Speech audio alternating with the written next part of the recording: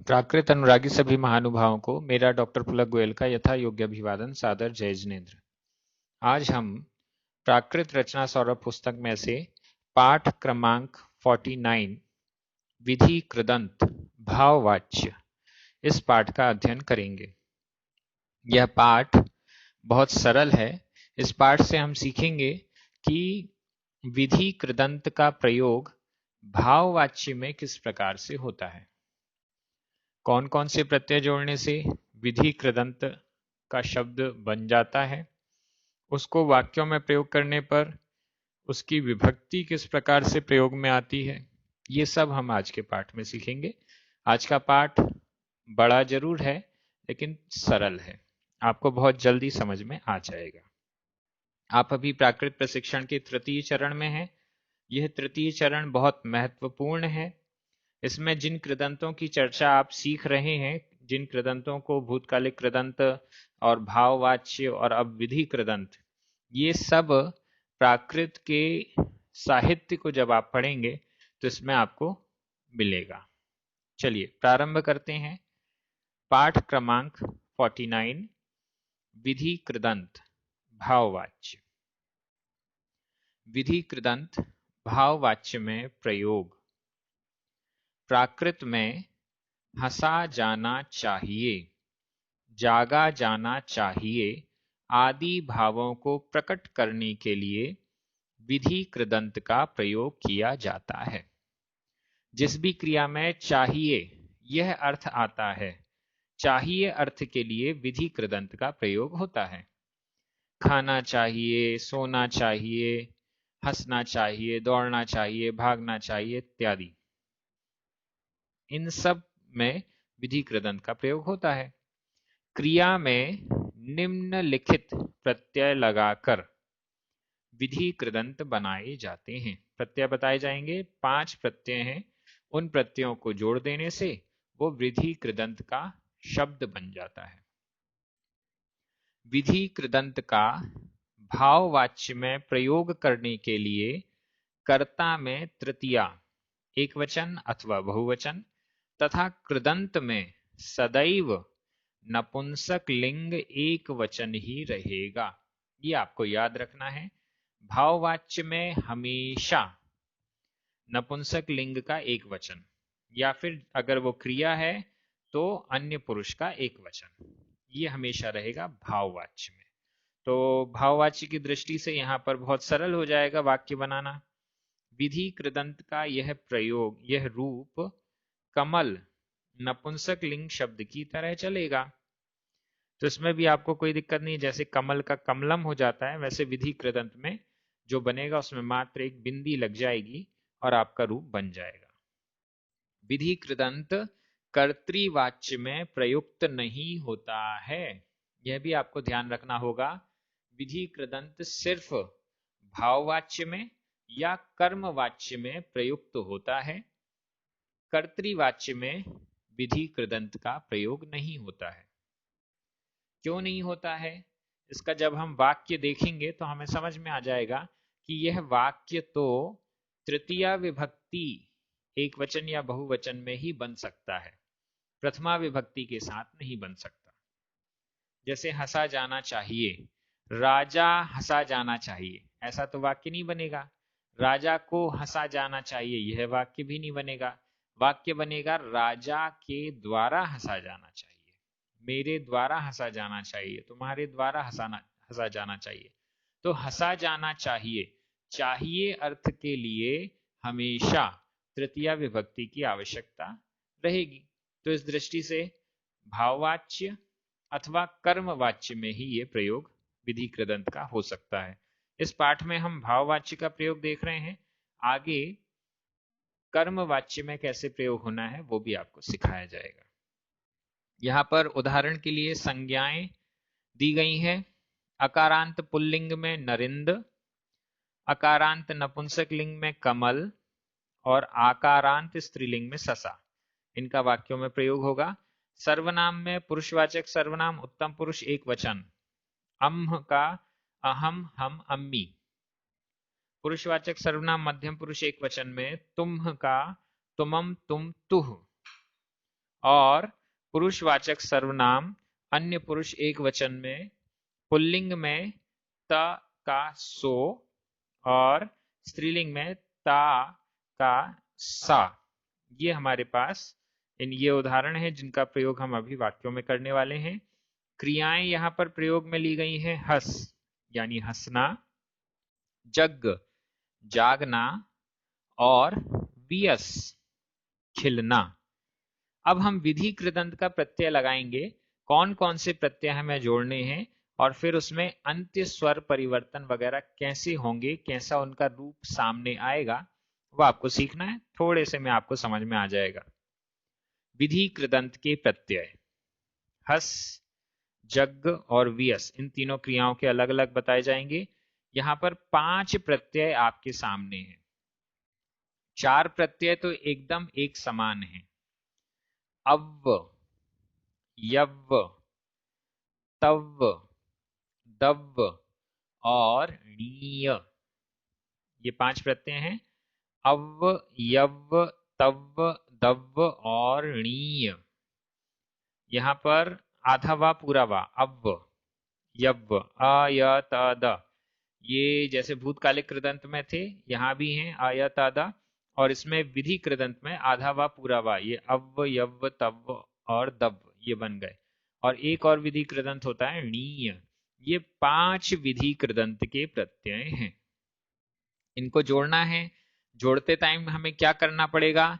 जो अकारांत क्रिया है, अगर इस अकारांत क्रिया के साथ जोड़ा जाता है तो अंत्य स्वर परिवर्तन के रूप में हमारे पास 2 विकल्प होते हैं। अंतिम स्वर आ के स्थान पर ई या ए, छोटी ई या ए, ये 2 प्रयोग हमें विकल्प से मिलते हैं। तो फिर क्या रूप हमारे सामने आता है? हस क्रिया के साथ अव्व को जोड़िए। यहाँ अव्व और यव्व एक साथ हैं क्योंकि एक से ही दिख रहे हैं। हस क्रिया के साथ अंतिम स्वर अ की स्थान पर ई किया तो हो गया हसी, और फिर इसमें अव्व जोड़ दीजिए, हसी अव्व। यव्व जोड़ दीजिए, हसी यव्व। तव्व जोड़ दीजिए, हसी तव्व। दव्व जोड़ दीजिए, हसी दव्व। इसी प्रकार से अंत्य स्वर परिवर्तन में अ के स्थान पर ए कर दें तो हस प्लस ए हसे, और फिर अव्व यव्व इत्यादि जोड़ने पर हस, हसे प्लस अव्व हसे अव्व, हसे यव्व, हसे प्लस तव्व हसे तव्व, हसे दव्व। ये हमारे रूप बन जाएंगे। अब इसमें ही हमें णीय जोड़ना है। तो णीय जोड़ते समय कोई भी परिवर्तन नहीं होता है, मतलब कोई अंत स्वर परिवर्तन नहीं है।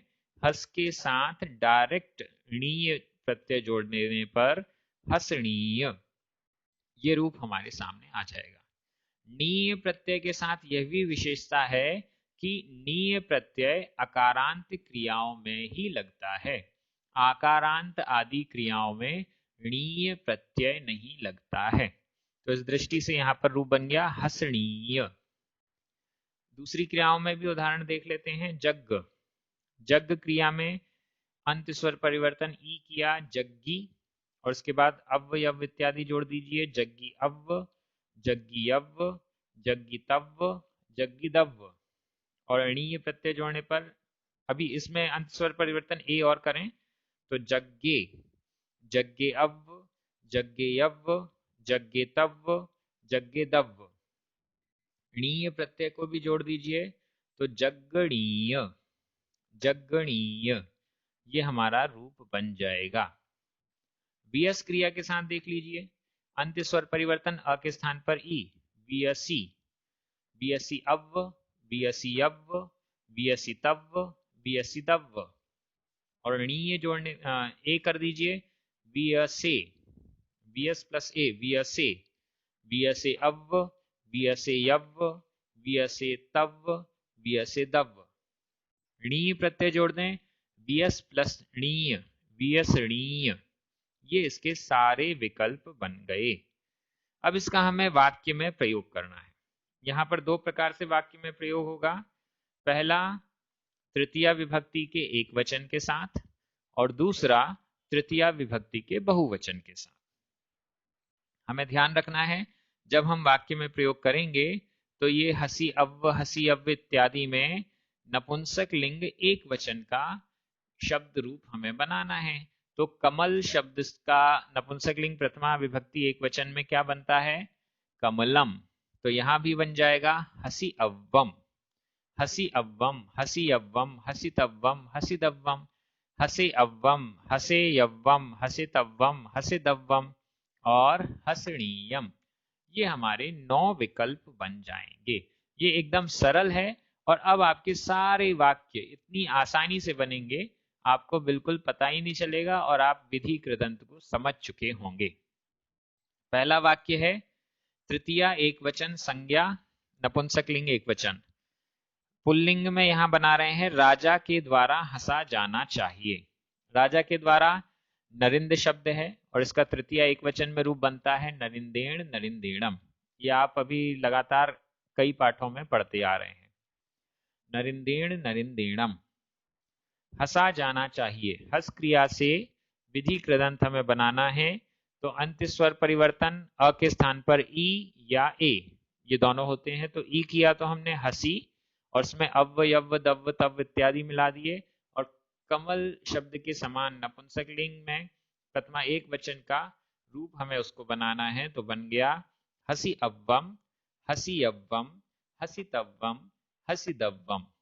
अंत्य स्वर परिवर्तन ए किया तो हसे अव्वम, हसे यव्वम, हसे तव्वम, हसे दव्वम। णीय प्रत्यय जोड़ दें तो हसणीयम। इस प्रकार से ये हमारा वाक्य बन गया, बहुत सरल है। दूसरा वाक्य नपुंसक लिंग कमल द्वारा खिला जाना चाहिए। कमल द्वारा तृतीय एक वचन में कमलेण कमलेणम, खिला जाना चाहिए।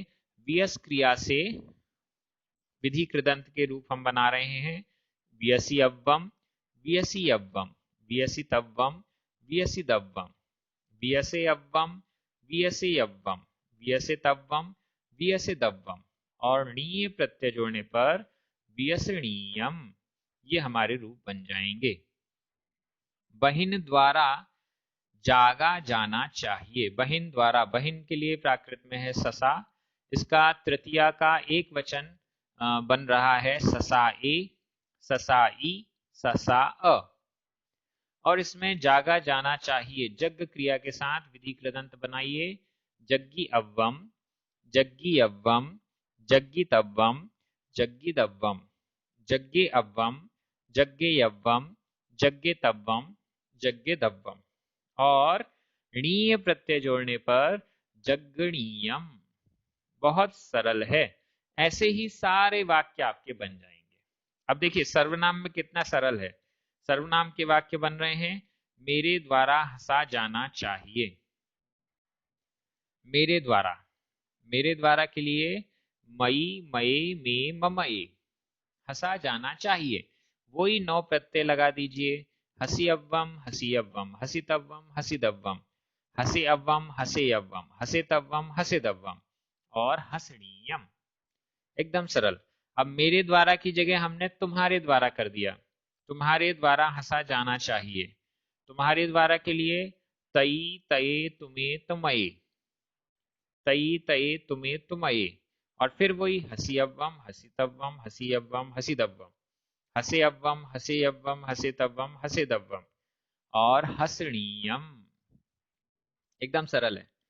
उस पुरुष के द्वारा हंसा जाना चाहिए, उस स्त्री के द्वारा हंसा जाना चाहिए। उस पुरुष के द्वारा तृतीय विभक्ति एक वचन में तेण, तेणम और फिर हंसा जाना चाहिए हसी अव्वम, हसी अव्वम, हसी तव्वम, हसी दव्वम इत्यादि। ये बहुत सरल है। इसी को हम स्त्रीलिंग में देखें, उस स्त्री के द्वारा हंसा जाना चाहिए। उस स्त्री के द्वारा ताए, ताई, ताअ और हंसा जाना चाहिए हसी अव्वम, हसी अव्वम, हसी तव्वम, हसी दव्वम इत्यादि। ये एकदम सरल है।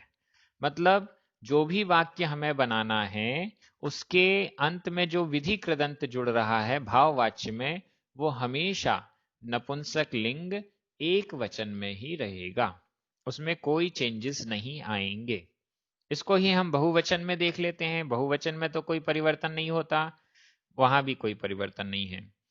तृतीया बहुवचन संज्ञा नपुंसक लिंग एक वचन। वाक्य यहां बन रहा है राजाओं द्वारा हंसा जाना चाहिए। पहला वाक्य बना था राजा के द्वारा हंसा जाना चाहिए, अब बहुवचन में बन रहा है राजाओं द्वारा हंसा जाना चाहिए। राजाओं द्वारा यह बहुवचन में हो गया। तृतीय विभक्ति का बहुवचन का रूप बनेगा नरिंदेही, नरिंदेहिम, नरिंदेही। हंसा जाना चाहिए। यहां पर फिर वही हसीअव्वम, हसीअव्वम, हसीतव्वम, हसीदव्वम, हसे अव्वम, हसे अव्वम, हसे तव्वम, हसे दव्वम और नीय प्रत्यय जोड़ने पर हसणीयम। चाहे कर्ता एक वचन में हो या बहुवचन में हो, यहां पर नपुंसक लिंग एक वचन का ही प्रयोग होना है क्योंकि यह भाववाच्य है, ऐसा समझिएगा। नपुंसक लिंग का वाक्य कमलों द्वारा खिला जाना चाहिए। कमलों द्वारा तृतीय विभक्ति का बहुवचन कमलेही, कमलेहिम, कमलेही। खिला जाना चाहिए। वियस क्रिया से विधि कृदंत बन गया वियस्यव्वम, वियस्यव्वम, वियसितव्वम, वियसिदव्वम, वियसे अव्वम, वियसे यव्वम, वियसितव्वम, वियसिदव्वम और वियसणीयम। ये इसके वाक्य बन गए। तीसरा वाक्य स्त्रीलिंग में बहिनों द्वारा जागा जाना चाहिए। बहिनों द्वारा, बहिन शब्द के लिए ससा, इसका तृतीय बहुवचन का रूप ससाही, ससाहिम, ससाही। जागा जाना चाहिए। जग्ग क्रिया से विधि कृदंत बना दीजिए जग्गी अव्वम, जग्गी यव्वम, जग्गी तव्वम, जग्गी दव्वम, जग्गे अव्वम, जग्गे यव्वम, जग्गे तव्वम, जग्गे दव्वम और जग्गणीयम। इसी को हम सर्वनाम में बना देते हैं। तृतीया बहुवचन सर्वनाम नपुंसकलिंग एक वचन। वाक्य है हमारे द्वारा हंसा जाना चाहिए। हमारे द्वारा अम्भेहि, अम्हाहि। हंसा जाना चाहिए हसी अव्वम, हसी अव्वम, हसितव्वम, हसिदव्वम, हसणीयम इत्यादि।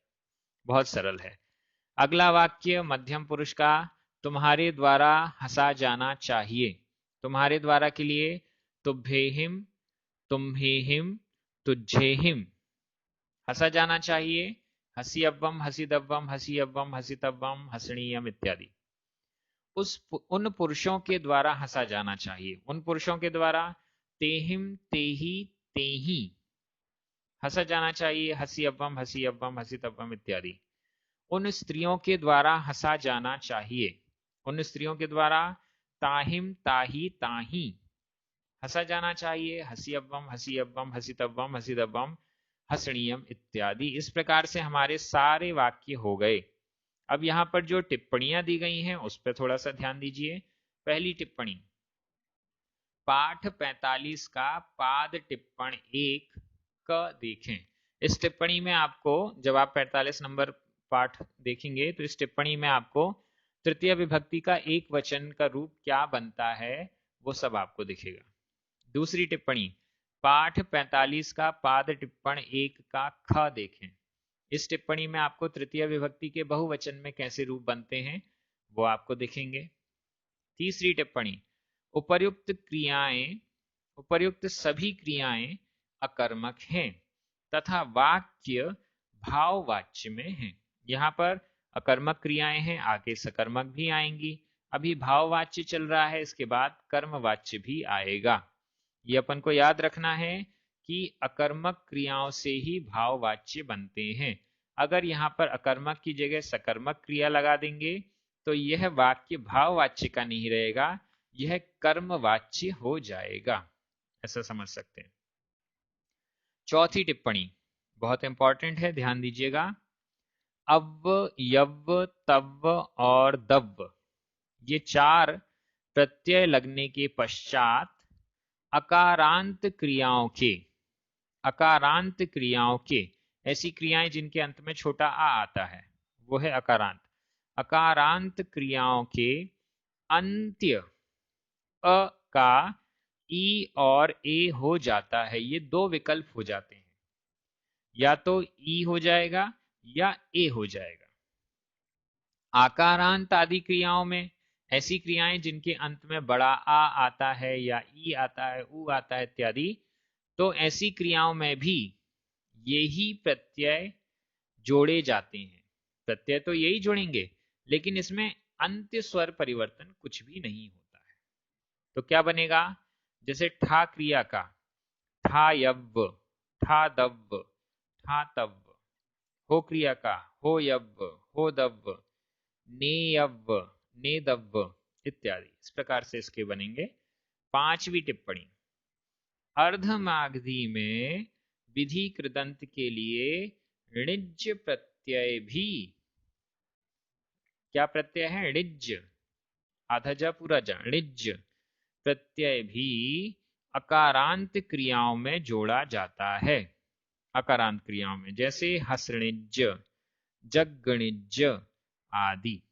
इस प्रकार से ये हमारा पाठ कंप्लीट हो गया। सरल पाठ था, इसका अभ्यास आपको जरूर करना है।